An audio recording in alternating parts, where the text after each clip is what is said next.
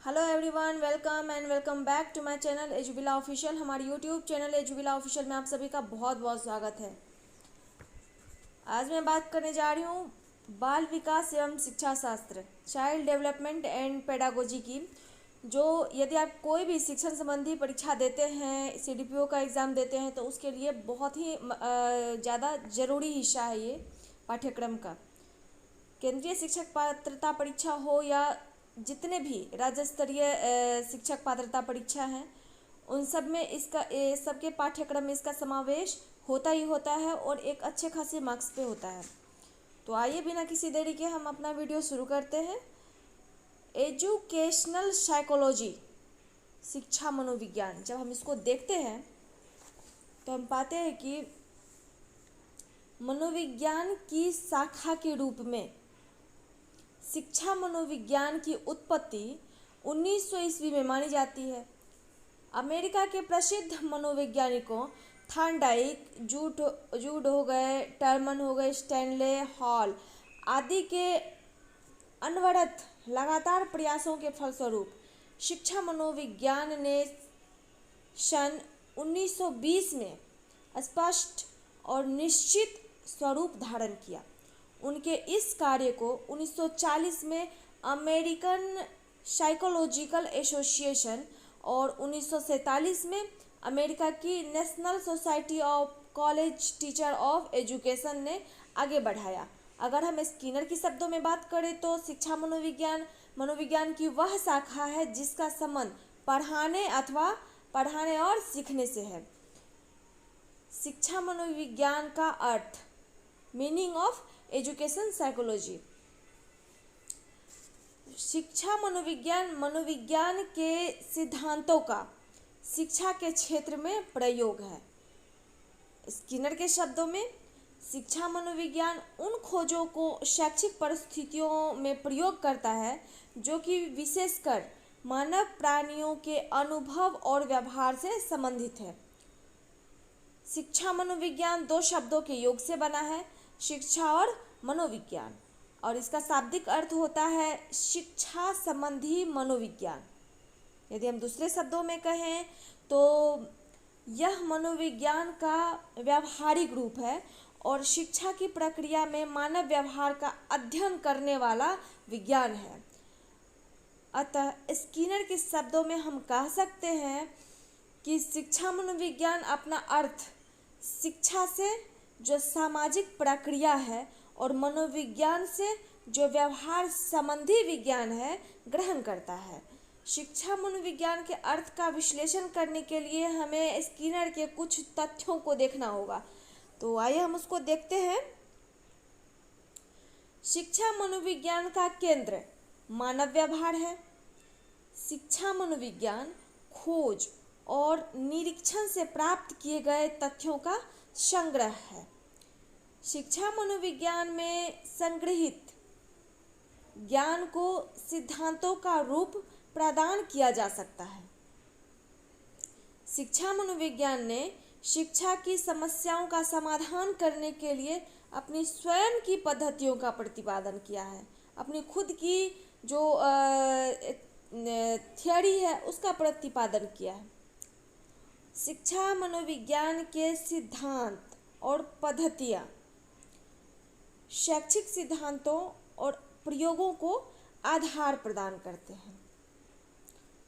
हम देखते हैं कि अब शिक्षा मनोविज्ञान को हम परिभाषित कैसे कर सकते हैं, किस रूप में हम उसको परिभाषित कर सकते हैं शिक्षा मनोविज्ञान को।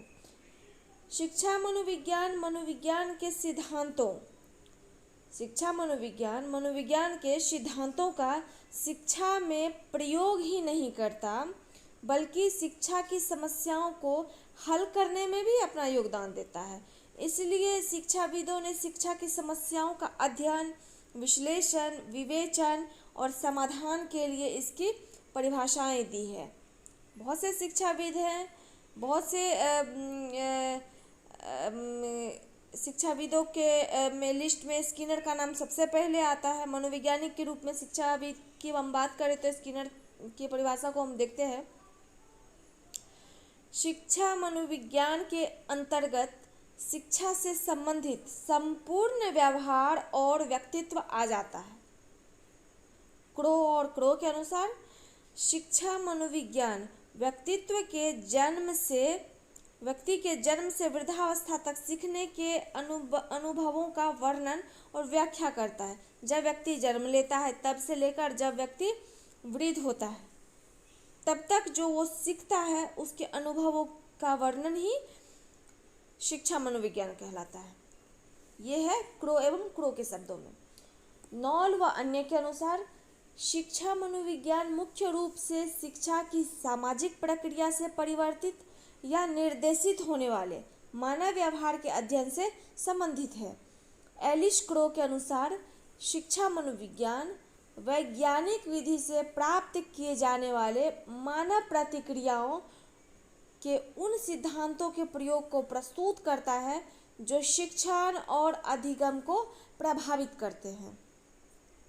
सॉरे व टेलफोर्ड के अनुसार शिक्षा मनोविज्ञान का मुख्य संबंध सीखने से है।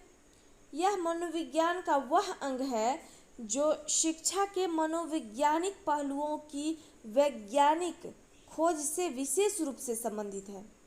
इन परिभाषाओं का विचार करने के लिए हम नीचे बहुत से तथ्य हैं जिसको देख सकते हैं, जिससे यह स्पष्ट हो जाएगा। तो यह स्पष्ट है कि शिक्षा मनोविज्ञान एक व्यावहारिक विज्ञान है जिसकी सार्थकता अध्ययन के पश्चात व्यवहार के संशोधन में आंकी जाती है। शिक्षा मनोविज्ञान शिष्यों, शिक्षकों और अभिभावकों के लिए अनिवार्य रूप से जानने योग्य है। यह सभी को ज्ञान होना चाहिए। शिक्षा मनोविज्ञान का विषय के बारे में सबों को ज्ञान होना चाहिए, चाहे वो विद्यार्थी हो, शिक्षक हो या अभिभावक हो। शिक्षा मनोविज्ञान जीवन के वास्तविक आदर्शों की प्राप्ति में सहायता प्रदान करता है। शिक्षा मनोविज्ञान के सिद्धांतों को अंगीकृत कर विधायन विज्ञान का स्वरूप प्राप्त कर लेता है। अतः यह कहा जा सकता है कि शिक्षा मनोविज्ञान एक व्यावहारिक विज्ञान और विज्ञान की सहायता से शिक्षा संबंधी समस्याओं को हल कर लेता है। जहाँ भी मनोविज्ञान शैक्षिक रूप में लाभकारी है वही इसका अध्ययन क्षेत्र है। हम बात करेंगे अब इसके विकास का जो इतिहास रहा है, शिक्षा मनोविज्ञान के विकास के इतिहास के बारे में अब हम आगे देखते हैं। History of development of psychology.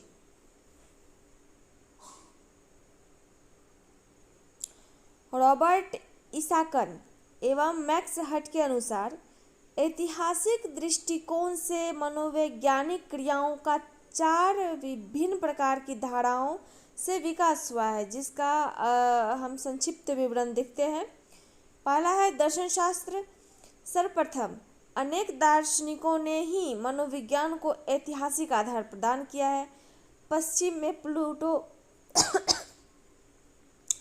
प्लेटो, अरस्तु और अन्य यूनानी दार्शनिकों ने तथा पूर्व में हिंदू, बौद्ध तथा कन्फ्यूशियस संप्रदाय के चीनियों ने मनोविज्ञान संबंधी विचारधाराएं प्रचलित की। किंतु अभी के समय में यदि हम देखें तो इन दार्शनिकों के विचार मनोविज्ञान के लिए अब कुछ ही महत्व के रह गए हैं, क्योंकि अब यह एक शुद्ध विज्ञान के रूप में विकसित हो चुका है। अमेरिकी विलियम जेम्स के द्वारा लिखित पुस्तक प्रिंसिपल ऑफ साइकोलॉजी मनोविज्ञान की आधारशिला बनी हुई है। फ्रेंड्स, इस चीज़ को आप लोग ध्यान रखिए। ये प्रश्न कई बार देखने को मिलता है कि इस पुस्तक को किसने लिखा है या फिर इसने इनमें से किस पुस्तक को लिखा है। तो अभी हमने बात करी है प्रिंसिपल ऑफ साइकोलॉजी की। तो इस पुस्तक के जो लेखक हैं, जिसने इनको लिखा है, तो वो है विलियम जेम्स, जो कहाँ से हैं, तो अमेरिका से हैं। कई बार ऐसा पूछता है कि विलियम जेम्स जिन्होंने प्रिंसिपल ऑफ साइकोलॉजी लिखा है वो कहाँ के हैं, रहने वाले हैं, तो वो अमेरिका के रहने वाले हैं। या फिर ऐसा पूछ सकता है प्रिंसिपल ऑफ साइकोलॉजी किसकी रचना है, तो वो विलियम जेम्स की रचना है। दैहिकी के विकास का सीधा प्रभाव आधुनिक मनोविज्ञान के विकास पर पड़ा। दैहिक विज्ञान ने मस्तिष्क, इसके संवेगात्मक संस्थान तथा व्यवहार के शारीरिक आधार का अध्ययन किया। पावलोव के शारीरिक प्रयोगों ने सीखने की प्रक्रिया के विकास को समझने में बहुत ही ज़्यादा सहायता प्रदान की है। शैक्षणिक अध्ययन, मानसिक रोगियों के उपचार की विधियों की खोज करने के सिलसिले में भी आधुनिक मनोविज्ञान का विकास एक स्वतंत्र विषय के रूप में हुआ। फ्रायड के अनुसार मानसिक रोगियों के उपचार की एक नई विधि निकाली और व्यक्तित्व के संबंध में एक नवीन सिद्धांतों का विकास किया है। ये किसने किया है? तो फ्रायड ने किया है। मानसिक रोगियों के विकास उपचार के लिए एक नई विधि निकाली है और उसके संबंध में सिद्धांत भी दिया है। उनके उपचार की विधि तथा व्यक्तित्व का सिद्धांत मनोविश्लेषण कहलाया।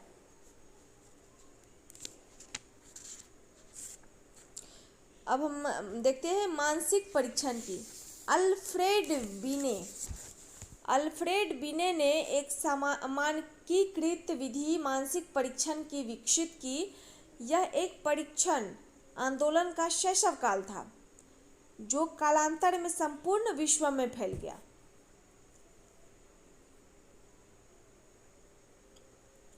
डेवलपमेंट ऑफ एजुकेशन साइकोलॉजी, शिक्षा मनोविज्ञान का विकास। शिक्षा मनोविज्ञान ने किस प्रकार विकास किया? प्राचीन काल में शिक्षक मानव व्यवहार की समस्याओं से अनभिज्ञ नहीं था। व्यवहार की समस्याओं का निराकरण मनोवैज्ञानिक ढंग से ही करता था। पंचतंत्र की कहानियां भी शिक्षा की मनोवैज्ञानिक पद्धति की ओर संकेत करती है। शिक्षा मनोविज्ञान का विकास अन्य सामाजिक विद्वानों की अपेक्षाकृत अधिक नया है, परंतु इसके अध्ययन के क्षेत्र में आने वाली समस्याएं आदिकाल से हैं। ऐसा नहीं है कि इसके अध्ययन के क्षेत्र में आज वर्तमान में समस्याएं हो रही है। यह समस्या बहुत पुरानी है। ज्ञान के अनुसंधान की परंपरा ने अनेक नवीन सिद्धांतों को जन्म दिया। समय तथा परिस्थिति के अनुसार इसमें परिवर्तन होते रहे हैं। शिक्षा मनोविज्ञान के क्रमिक विकास की जानकारी प्लेटो के समय से ही देखने को मिलती है। प्लेटो के शिष्य अरस्तु इसने ज्ञानेंद्रियों की सत्ता पर विश्वास किया है। शिक्षा मनोविज्ञान की प्रकृति, नेचर ऑफ एजुकेशन साइकोलॉजी। मनोविज्ञान का क्षेत्र अपनी प्रकृति के कारण इतना व्यापक बन गया है कि जहाँ व्यवहार है वही मनोविज्ञान।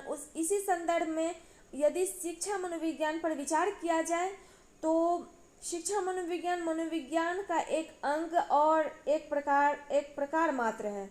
साथ ही यदि शिक्षा के विभिन्न पहलुओं पर विचार करते हैं तो हम देखते हैं कि व्यक्ति, समाज एवं अन्य देश का संपूर्ण एवं क्षेत्रीय विकास शिक्षा के द्वारा ही संभव है। इन दोनों ही तथ्यों एवं सत्यों को यदि हम परस्पर मिक्स करते हैं, मिला देते हैं, तो शिक्षा मनोविज्ञान का क्षेत्र भी बहुत ही व्यापक हो जाता है और अपनी प्रकृति के कारण शिक्षा मनोविज्ञान के संपूर्ण क्षेत्र को स्वयं में समाहित कर लेता है। संक्षेप में हम देखते हैं कि शिक्षा मनोविज्ञान की प्रकृति के संबंध में हम और क्या क्या कहा जा सकता है।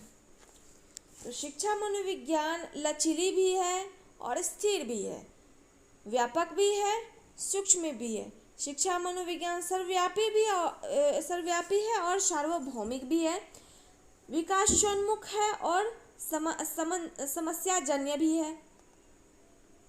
शिक्षा मनोविज्ञान में व्यापकता भी है और इसकी अपनी सीमाएं भी है।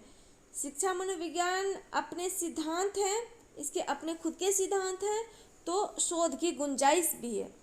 शिक्षा मनोविज्ञान रूढ़िगत व्यवहार है तो भविष्यगत व्यवहार की भविष्यवाणी भी है। शिक्षा मनोविज्ञान की अपनी समस्याएं हैं तो उन समस्याओं का समाधान भी है। अगर इसका संबंध शिक्षण से है तो इसका संबंध अधिगम से भी है, और यदि मानव व्यवहार का कार्यगत अध्ययन है तो कर्मों को प्रभावित करने वाली और भावनाओं को भी प्रभावित करने वाली है। शिक्षा मनोविज्ञान के उद्देश्य, एम्स ऑफ एजुकेशन साइकोलॉजी। शिक्षा मनोविज्ञान के उद्देश्य लगभग वही हैं जो शिक्षा के हैं। फिर भी लेखकों ने अपने विचारों के अनुसार इसके लिए बहुत सी शब्दावलियों का प्रयोग किया है। गैरिशस तथा अन्य को के अनुसार शिक्षा मनोविज्ञान के जो उद्देश्य है वो इस प्रकार है।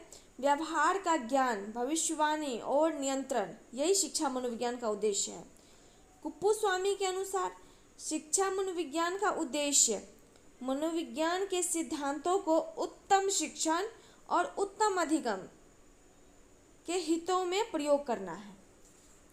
कॉलेस्निक के अनुसार शिक्षा मनोविज्ञान का उद्देश्य शिक्षक को उन समस्याओं का समाधान करने में सहायता देना है जिसका संबंध प्रेरणा, मूल्यांकन, कक्षा प्रबंध, शिक्षण विधियों, छात्रों की व्यक्तिगत विभिन्नताओं, उनके मानसिक स्वास्थ्य और उनके चरित्र निर्माण से होता है।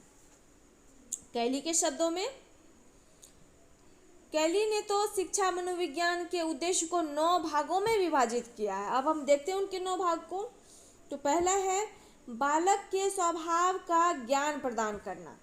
दूसरा है बालक की वृद्धि और विकास का ज्ञान प्रदान करना। तीसरा है बालक को अपने वातावरण से सामंजस्य स्थापित करने में सहायता देना। चौथा है शिक्षा के स्वरूप, उद्देश्यों और प्रयोजनों से परिचित कराना। अगला है सीखने और सिखाने के सिद्धांतों और विधियों से अवगत कराना। संवेगों के नियंत्रण और शैक्षिक महत्व का अध्ययन करना। चरित्र निर्माण की विधियों और सिद्धांतों से अवगत कराना। विद्यालय में पढ़ाए जाने वाले विषयों में छात्र की योग्यताओं का मापन करने की विधियों में प्रशिक्षण देना। शिक्षा मनोविज्ञान के तथ्यों और सिद्धांतों की जानकारी के लिए प्रयोग की जाने वाली वैज्ञानिक विधियों का ज्ञान प्रदान करना। हम देखते हैं स्किनर के शब्दों में।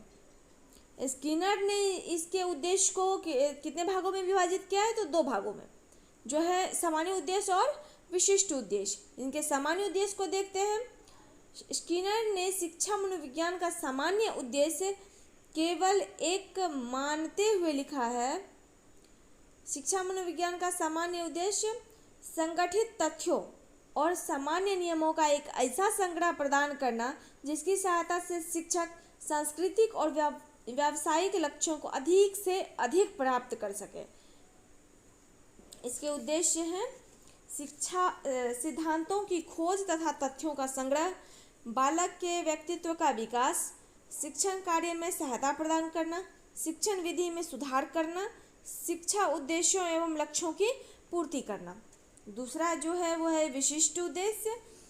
शिक्षा मनोविज्ञान केवल व्यक्ति के सामान्य उद्देश्यों की पूर्ति ही नहीं करता बल्कि उसके विशिष्ट लक्ष्यों की पूर्ति करने में भी सहायता करता है। यह व्यक्ति को उसकी योग्यता, क्षमता और कुशलता को पहचानने में योगदान देता है। शिक्षक छात्रों की सीखने की सीमाओं को पहचानता है। स्किनर के शब्दों में शिक्षा के 8 विशेष उद्देश्य बताए गए हैं। पहला है बालकों के वांछनीय व्यवहार के अनुरूप शिक्षा के स्तरों और उद्देश्यों को निश्चित करने में सहायता देना। दूसरा है प्रगतिशील शिक्षण विधियों, निर्देशन, कार्यक्रमों एवं विद्यालय संगठन और प्रशासन के स्वरूपों को निश्चित करने में सहायता देना। तीसरा है शिक्षक को अपने और दूसरों के से शिक्षण के परिणामों को जानने में सहायता करना। चौथा है बालकों की बुद्धि, ज्ञान और व्यवहार में उन्नति किए जाने के विश्वास को सुदृढ़ बनाना।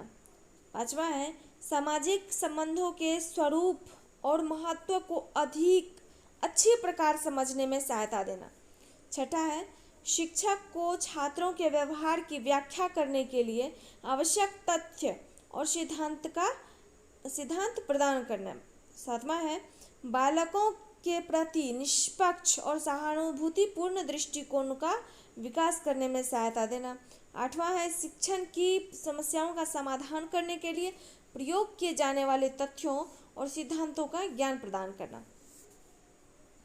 शिक्षा मनोविज्ञान के क्षेत्र को हम देखते हैं। Scope of education psychology. वर्तमान शताब्दी के पहले पूर्वार्ध में जन्म लेने के कारण शिक्षा मनोविज्ञान अपनी शैशवावस्था में है। यही कारण है कि उसके क्षेत्र की सीमाएं अभी तक निर्धारित नहीं हो पाई है। परिणामतः शिक्षा मनोविज्ञान की पुस्तकों की सामग्री में एक रूपता के दर्शन बहुत ही कठिन है। यह बहुत ही कठिनता से देखने को मिलती है या नहीं भी मिलती। शिक्षा मनोविज्ञान का क्षेत्र इतना व्यापक है कि उससे व्यक्ति स्थान और समय की सीमाओं में कभी भी बांधा नहीं जा सकता है। वह सर्वकालिक और सर्वदेशीय है। शिक्षा मनोविज्ञान में हम जो अध्ययन करते हैं वो देखते हैं कि हम किन किन बातों का अध्ययन करते हैं। बालक की विशेष योग्यताओं का अध्ययन।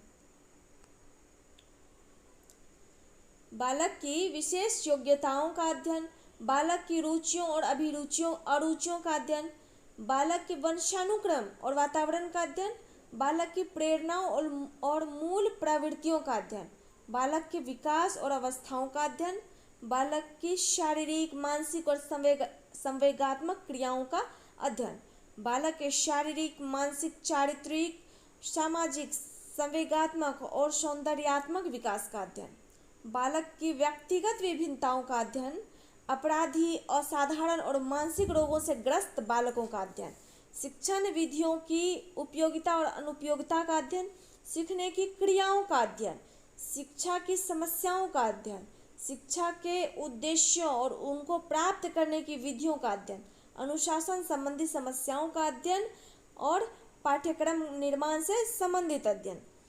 निष्कर्ष के रूप में यदि हम बात करें तो स्किनर के शब्दों में हम कह सकते हैं कि शिक्षा मनोविज्ञान के क्षेत्र में वह सब ज्ञान और विधियां सम्मिलित है जो सीखने की प्रक्रिया से अधिक अच्छी प्रकार समझने और अधिक कुशलता से निर्देशित करने के लिए आवश्यक है। प्रोगेट्स तथा उसके सहयोगियों के अनुसार शिक्षा मनोविज्ञान की सीमाएं परिवर्तनशील तथा अस्थिर है। लिंडगरन का मानना है कि शिक्षा मनोविज्ञान 3 केंद्र बिंदुओं पर आधारित है: शिक्षार्थी, सीखने की प्रक्रिया और सीखने की परिस्थिति। यह स्वाभाविक रूप से ही शिक्षा मनोविज्ञान के क्षेत्र में आ जाते हैं। शिक्षा और मनोविज्ञान के बीच में क्या संबंध हो सकता है, अब हम देखते हैं उस बात को। Relation between education and psychology. शिक्षा और मनोविज्ञान के बीच में संबंध। शिक्षा का उद्देश्य व्यक्ति की योग्यताओं को विकसित करना है और मनोविज्ञान का उद्देश्य व्यक्ति के व्यवहार का अध्ययन है। मनोविज्ञान मानव व्यवहार का अध्ययन करता है और शिक्षा मानव व्यवहार को परिमार्जित करता है। शिक्षा बाह्य विकास करती है और मनोविज्ञान जो वो आंतरिक विकास पर बल देता है। शिक्षा में बालक तथा अध्यापक मुख्य होते हैं। मनोविज्ञान अध्यापक को बालक के रूप में सामग्री प्रस्तुत करता है। एक अध्यापक के लिए बालक सामग्री के रूप में होते हैं मनोविज्ञान के दृष्टि से। शिक्षा और मनोविज्ञान ज्ञान और क्रिया का जोड़ है। यदि शिक्षा ज्ञान है तो मनोविज्ञान क्रिया है, और इन दोनों को हम ज्ञान और क्रिया दोनों को जब हम जोड़ते हैं तो वही क्या है, शिक्षा मनोविज्ञान है। प्रसिद्ध शिक्षाविदों के अनुसार शिक्षा का मनोवैज्ञानिक आधार होना आवश्यक है। फ्रोवेल के अनुसार अवस्था विशेष के अनुभवों के आधार पर ही हमें किसी को बालक, युवा या वृद्ध कहना चाहिए। मांटेश्वरी के अनुसार अध्यापक जितना अधिक प्रयोगात्मक मनोविज्ञान का ज्ञान रखता है उतना ही अधिक वह जानता है कि शिक्षण कार्य कैसे किया जाए। पेस्टालॉजी के अनुसार अध्यापक को बालक के मस्तिष्क का अच्छा ज्ञान प्राप्त करना चाहिए। हर्बर्ट के अनुसार शिक्षा सिद्धांत का आधार मनोवैज्ञानिक होना चाहिए। तो ये था हमारा आज का वीडियो जो शिक्षा मनोविज्ञान से था। और परीक्षा के दृष्टिकोण से यदि आप किसी भी राज्य स्तरीय या केंद्र स्तरीय परीक्षा की तैयारी कर रहे हैं तो उसके लिए बहुत ही ज़्यादा ज़रूरी ये हिस्सा है बाल विकास एवं शिक्षा शास्त्र। इसका आज मैं कुछ टॉपिक इसका टच की हूँ, जैसे शिक्षा मनोविज्ञान का अर्थ हो गया, इसकी परिभाषा, इसका इतिहास, इसका जो विकास है वो, इसकी प्रकृति को, इसके उद्देश्य को, इसके क्षेत्र को, इसका जो शिक्षा के साथ में संबंध है उसको। अब अगले पार्ट में, शिक्षा मनोविज्ञान के अगले पार्ट में हम देखेंगे शिक्षा मनोविज्ञान के अन्य टॉपिक को। तब तक के लिए स्वस्थ रहिए, खुश रहिए, और यदि हमारा वीडियो आपको हेल्पफुल लगे तो इसको लाइक कीजिए, सब्सक्राइब कीजिए, बेल आइकन को हिट कीजिए। इससे आपको हमारे वीडियो का नोटिफिकेशन मिलता रहेगा। अपने दोस्तों के साथ ज़्यादा से ज़्यादा शेयर कीजिए। यदि कोई क्वेश्चन हो, यदि कोई जानकारी चाहिए तो हमें कमेंट डाउन करके ज़रूर बताइए। Thank you.